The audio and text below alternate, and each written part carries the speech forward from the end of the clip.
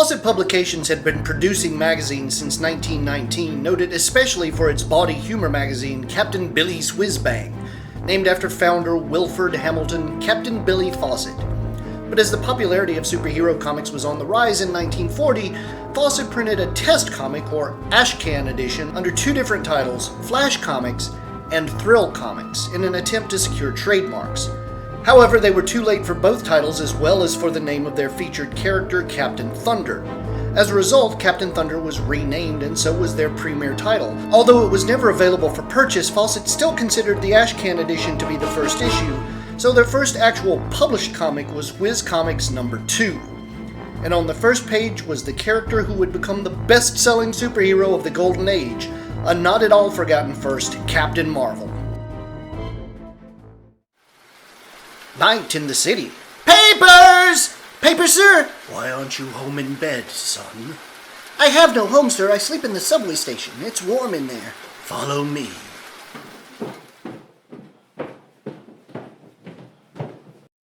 Well, where are we going?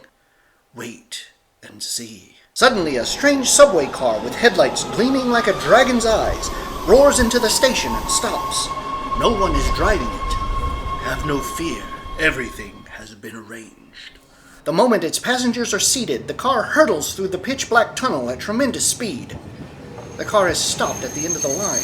The boy and his phantom companion step out onto a platform resembling the mouth of a weird subterranean cavern. Mustering his courage, the boy enters an ancient underground hall, carved out of solid rock, grotesquely lighted by flaring torches. An old man sitting on a marble throne at the far end of the cavern speaks as they approach. Welcome, Billy Batson. How did you know my name? I know everything. I am Shazam! A huge black cloud, a blinding lightning flash, a deafening peal of thunder form out of nowhere as the old man speaks his name. Simultaneously, a curious inscription explaining Shazam's name appears magically on the wall. Once again, Shazam speaks. For 3,000 years I have used the wisdom, strength, stamina, power, courage, and speed the gods have given me to battle the forces of evil which every day threaten to extinguish man from the face of the earth. 3,000 years! Yes, son, and during that time I have seen everything, known everything that happened throughout the world from the highest to the lowest. The Historama!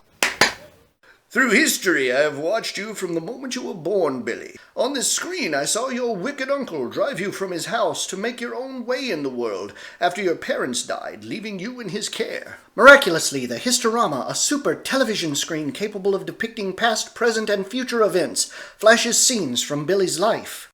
I know that he got rid of you in order to get possession of the money and bonds your father willed to you. Directly above Shazam's head, a massive granite block weighing tons hangs from a slender, frayed thread. If the thread broke, the granite would crush the old man to powder, and the thread is almost worn through. All my life I have fought injustice and cruelty. But I am old now. My time is almost up. You shall be my successor. Merely speak my name, and you can become the strongest and mightiest man in the world, Captain Marvel. Speak my name. Shazam! As Billy speaks the magic word, he becomes Captain Marvel. Captain Marvel, I salute you. Henceforth it shall be your sacred duty to defend the poor and helpless, right wrongs, and crush evil everywhere. Yes, sire. To become Billy Batson again, also speak my name. And now I must go, Captain Marvel. Speak my name. Shazam! With a blinding flash of lightning, Captain Marvel sees the granite block fall on Shazam. A moment later, Billy finds himself at his old post. Shazam, Captain Marvel, and the weird underground cavern have vanished. Gee, it all seems like a dream. Next morning, sensational news almost makes Billy forget his night's adventure. Extra, extra, read all about it! Billy overhears a strange conversation. Give me a paper, kid. You want to read about the boss, eh? Shut up, you fool. Come on, let's get going. I wonder what they meant. Gee, maybe the boss is the Phantom Scientist. I better follow them. Trailing the two men, Billy watches them enter the swanky Sky Tower apartments. Billy tries to follow them, but the doorman stops him. Go on, kid, beat it. You can't sell papers here. But Unable to trail the strange men to their apartment, Billy calls on Sterling Morris, Radiohead, to tell him what he has discovered. I've got to see Mr. Morris. It's important. You can't see him. Get out or I'll throw you out. Hey, you, stop! Before the receptionist can stop him, Billy runs into President Morris's office. I've got something to tell you about the Phantom Scientist, Mr. Morris. It's all right, Hammond. Let the boy stay. Well, son, what is it? Excitedly, Billy tells Mr. Morris how he trailed the suspicious-looking strangers. And I followed them to the Sky Tower apartments. I bet they were going to see the Phantom. The Sky Tower apartments? Nonsense, boy. Why don't you tell me he lives in City Hall or the Capitol in Washington? This is a serious matter, boy. I'm in no mood for joking about it. You'd better go before I lose my temper. But the radio official ridicules his suspicions. All right, I'll go, but if I find the Phantom's laboratory, will you give me a job as a radio announcer? A job? I'll give you anything you want if you find this madman, and now get out.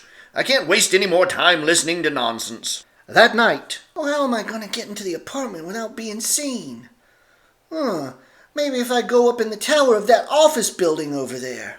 The office building elevator quickly takes Billy to the observation tower. This is a job for Captain Marvel. He speaks the magic word, Shazam! Miraculously, Billy has become Captain Marvel! With a mighty leap, Captain Marvel easily spans the yawning chasm between the buildings. Landing on the Sky Tower apartment's roof, he peers through a penthouse window. What luck! This must be the Phantom's laboratory. As Captain Marvel watches, one of the men pulls a curtain, revealing a television screen. Master Savannah, are you there? Suddenly, on the television screen appears the face of Savannah, mad scientist who has threatened to destroy radio unless he is paid $50 million. The fools! They wouldn't pay me what I demanded. Well, at midnight, we will drive every radio station from the air forever! In a few seconds, Savannah's fiendish radio silencer will drive every broadcasting station from the air lanes, unless Captain Marvel can stop him. Crashing through the window, Marvel races towards the diabolical machine. With not a second to spare, he smashes the radio silencer into smithereens. The other man races for the private elevator and slams the door behind him. Flexing his powerful muscles, Marvel pulls the door open, grips the elevator cable in steel-like hands, and hauls the car back into the penthouse. In a moment, both of Savannah's terrified assistants are securely bound with tubing ripped from the radio silencer.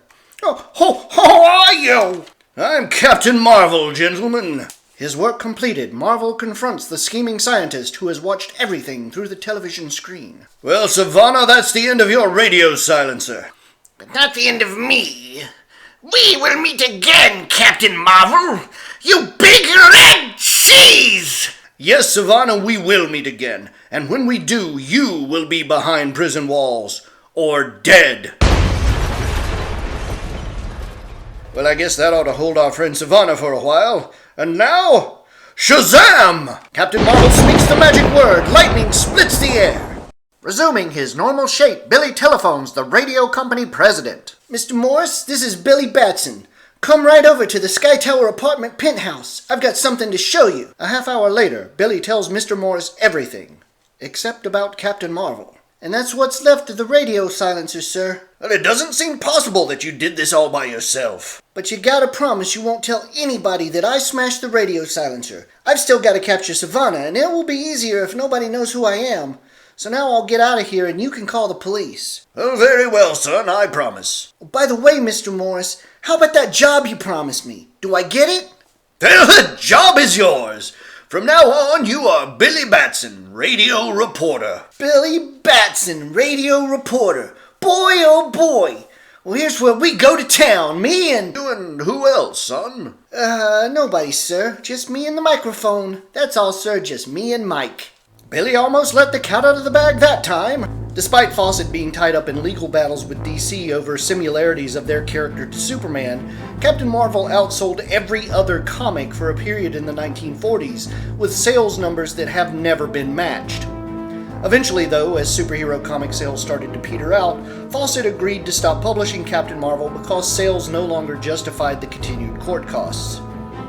But DC eventually bought the character, and though he isn't as popular now as he was in the 40s, he's still a constant presence in the modern comic scene. Because I wanted to say Big Red Cheese, that's why.